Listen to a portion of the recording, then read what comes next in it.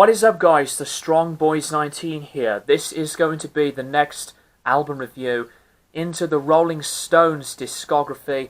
It has been a few days since I had last reviewed the previous album, being Voodoo Lounge back in 1994. So it is time to go into the last album for the 90s period of the Stones. And this is going to be my personal review on this album that was released in 1997, entitled Bridges to Babylon. Bridges to Babylon is the 21st studio album by the Rolling Stones, released on the 29th of September in 1997, the second and last album to be released in the 90s, follow-up to Voodoo Lounge back in 1994. But unlike the music and the songwriting from Voodoo Lounge, Mick Jagger was again inspired by different styles, including hip-hop artists to sampling. And with that inspiration, he hired producers like the Dust Brothers, who worked on Beck's Odelay and the Beastie Boys album Paul's Boutique, and also brought in different people, including Danny Cyber and Babyface. And much to Keith's disagreement with that, he quoted that working with these kinds of producers as loop gurus. Charlie was going through some tense environments in the studio working with the percussionist Jim Keltner, and the Stones were not speaking around this time because of Jagger's behaviour, and he had the sessions sorted by Keith's crew, and Charlie leaving Los Angeles as soon as he finished his drum work. This is another produced album, mainly by Don Was. Some material include sounds of the influences from Jagger's taste. The album released 3 singles: Anybody Seen My Baby on the 22nd of September, Saint of Me on the 26th of January 1998, and Out of Control in August the same year. It received mixed reviews upon release, went up to number 6 on the UK Albums Chart, and at number 3 on the US Billboard 200. Bridges to Babylon is an album that does get quite a lot of criticism and mixed responses. Personally, for me, with my experience on an album like this is going to be quite controversial for some fans to hear this. I actually may prefer this album over Voodoo Lounge, and I know that Voodoo Lounge is a really accessible and a returning back to the blues rock roots, but there was something about Bridges to Babylon that I kind of really enjoy, like a tad bit more than the previous album.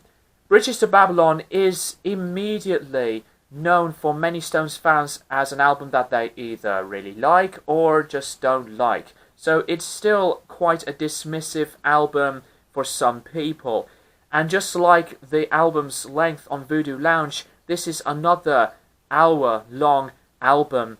You may think to yourself that with this album being produced by different people, it's going to be at a different sound.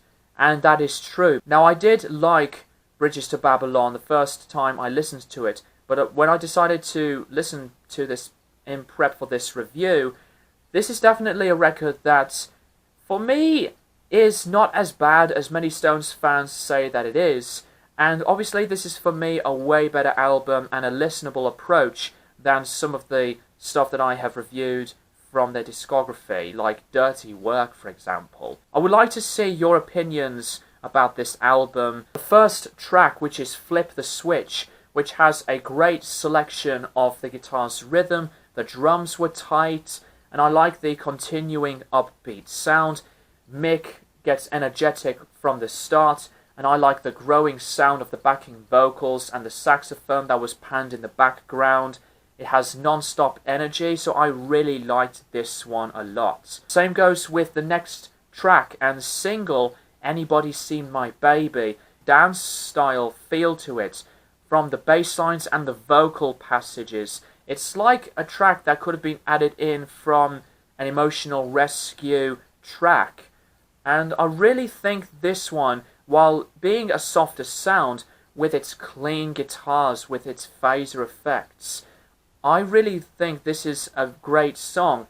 I enjoy the soft sound from the execution of the structure. This was inspired, by the way, from Jagger's inspiration of the hip-hop artist Biz Markie. Already Over Me, soft on a very slow pace this time with pianos and acoustic guitars, while Jagger explores his vocals to this song with blues lead-style guitar playing and not much going on from the structure and the tempo, so it just focuses on its main pace.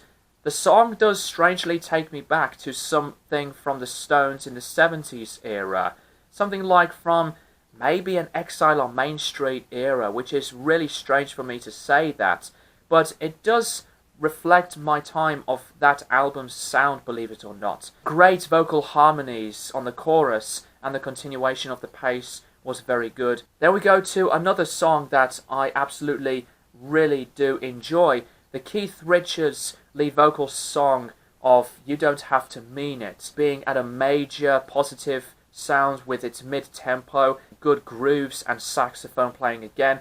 This is something different to what I used to hear previously from other Keith main vocal songs, Stones songs, but this is for me another enjoyable track without a doubt.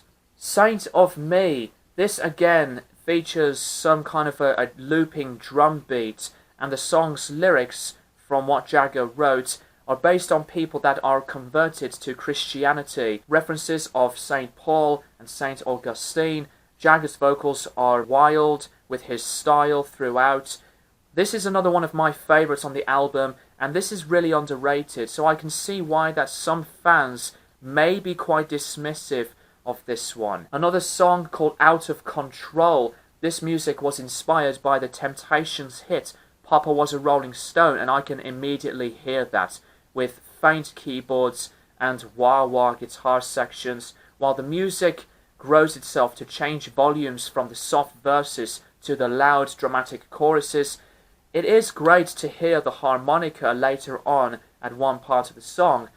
It reminds me of something from maybe from the It's Only Rock and Roll album, so I do like this one a lot too. Always Suffering is brilliant from start to finish. Acoustic balladry to it, which is gentle, simple lyricism on a romance type of feel. The playing was beautiful, and I love the sound of the strummed chords, while Charlie uses the brushes on his kit. Another song that I consider to be a highlight, and it stands out for me on its vocal performances and the instrumentation. For me, one of the best songs in the later Stones tracks, like the other ones I've mentioned, is Too Tight.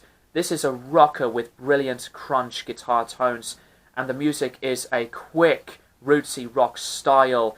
Got an upbeat feel to it, great sound of the drums, especially the snare with its attacking kick tone, nice guitar solo and vocals, and again I think this is another underrated gem, like one of the songs that I've mentioned that are underrated. Unfortunately, there are some drawbacks to this album. Tracks like Low Down, it's decent, but it has some simple guitar work and a good pace, though it is nothing that major of a great track. And another song that I do not care for is Gone Face, which is another funk-inspired style song. Lead guitars throughout, and Jagger explores his vocal style from staccato to other ranges, and some strange buzzing synthesizer sounds that blazes through with the rest of the band. It's just decent, but it's not one of my favourites, so it's one of the songs that I could personally do without. For me, the most unusual and strangest song to this album is Might As Well Get Juiced, with synthesizers all over the place, and it feels very experimental while the Stones still try to go into the rock sound, but with what's going on from this entire song, it's just, for me, filler, and the Stones have been taking quite a lot of compromise, open-minded experiments, but with something very unexpected. I can't really say that this is one of the best songs on this album, possibly my least favourite. And the last two tracks, the Keith Richards main vocals On Thief in the Night, Charlie uses the China cymbal. The music was soft on the slow bass lines and the guitars. It does feel meandering, and it doesn't really grow into anything spectacular or even memorable. So this is another one that I feel never grabs me. And same goes with the disappointing closing track to this album, How Can I Stop, which is almost 7 minutes. Don't get me wrong here. I like the way that Keith wanted to explore different sounds. Keith's vocals on this are more of a soft spoken word kind of sound, with some beautifully sung Motown soul inspired backing vocals. But the biggest downfall of this song is that it's so long. It drags too long, doesn't feel anything that striking, doesn't change itself into a better route of diversity. It's nothing like one of the classics in terms of the softer closing tracks like Moonlight Mile and Waiting on a Friend, etc.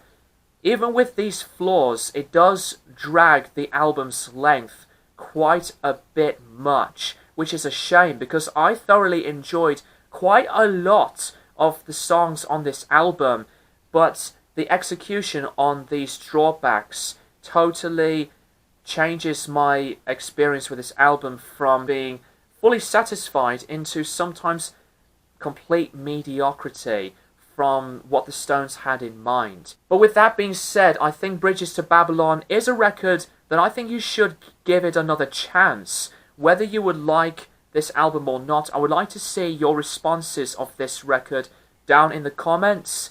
So for me to pick this one over Voodoo Lounge, it still surprises me. Don't get me wrong, I enjoyed Voodoo Lounge, but I quite liked Bridges to Babylon a bit more. I'm going to give this album by the Rolling Stones a 7 out of 10. Let me know what you think of it. Thank you guys for watching, and I'll keep you guys posted for more videos in the near future.